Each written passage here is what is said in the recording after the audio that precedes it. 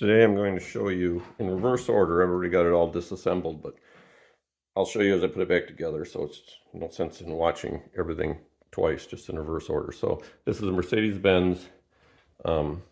EIS, electronic ignition switch, and this is out of a 450 GL, but they're in a lot of Mercedes and they commonly fail, and it's a very expensive repair, but I mean to have it done, but you can easily do it yourself. What happens is this little 3-pin connector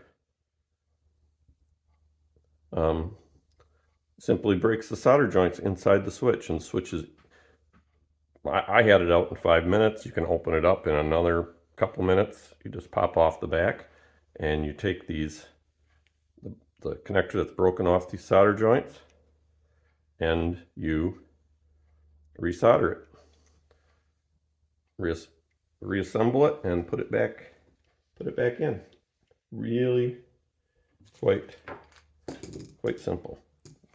So this is an angle that hopefully you can see. Solder it and then reassemble it.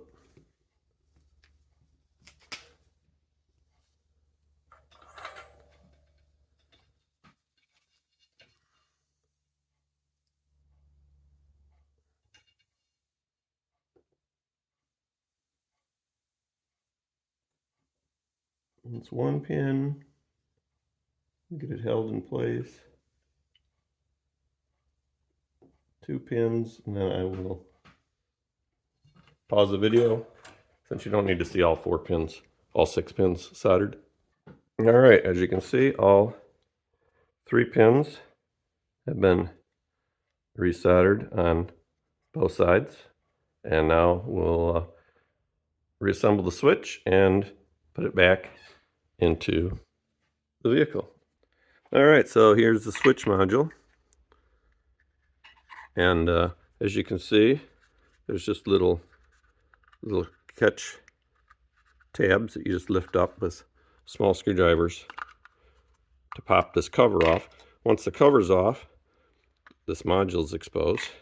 Here's the 3 pins which the connector that we resoldered goes to. So you simply reassemble this, get the connectors to plug in. Quite simple. I marked this cover when I took it off, so single mark there, and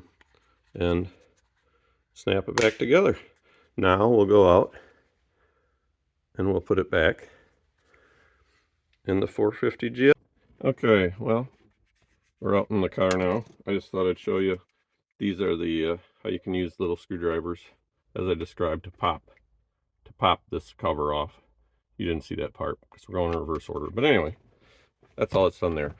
So actually, this is very simple to do.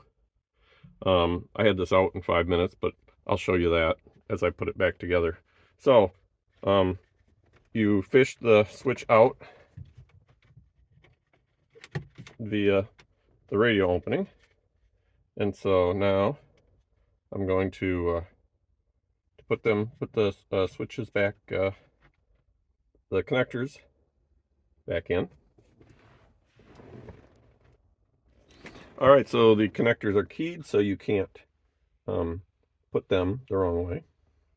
So there's a key one way on this one, the other way on that one.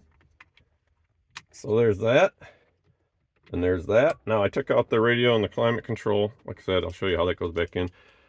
Didn't disconnect any connectors. So I'm literally, this vehicle only started about 1 out of every 10 times. I mean, it was getting that bad, the connector. So right now, haven't tested this. I'll do it right now. Unbelievable. This problem has tortured us for, you know, several months, and now it starts immediately. Before, I mean, even if you did get it to start, you'd have to wiggle things around. Anyway, so the problem's fixed. So I'm going to go and put things back together, and you can watch. So this obviously goes back here.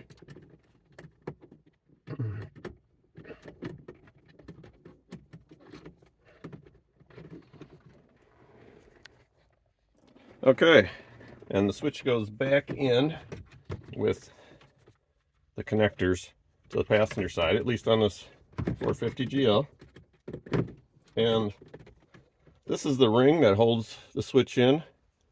As you can see, it has some 4 little stops. They have a special tool for taking this on and off. However, I found you can easily do it with a needle nose pliers, so I'm going to turn it as far as I can by hand, and then just take a needle nose pliers, put it in here, catch the little stops, and crank it tight. You can hear it ratcheting as it tightens up. All right, nice and secure. All right, now the radio goes in. It's really simple. It's 2 screws and slide. That's kind of the little tricky thing. You slide these 2 locks up, so they get slid up. There we go. And then it's just some 2 torque screws. So simple enough. So I'll pause it so you don't have to sit here and watch me screwing in a screw. All right, as you can see, the radio's now in with these 2 screws on those little slide retainers. And then the climate control just goes in on top first, and it just snaps in. So when you actually remove it, it's actually just pulling out here on the bottom. And it does have to sort of be fit around the little cubby, but it isn't that difficult. It actually seems to be more difficult coming going in than it was coming out, but there we go, it's in. And the last thing is the ashtray. Now, I did unplug the cigarette lighter plug. As you can see right here, no biggie, just a little push-in retainer. Plug it back in, and it slides in. It has 2 screws, 2 torque screws, which you can hear them rattling because I left them in. I removed it so that I would have them where I need them. And the torque screws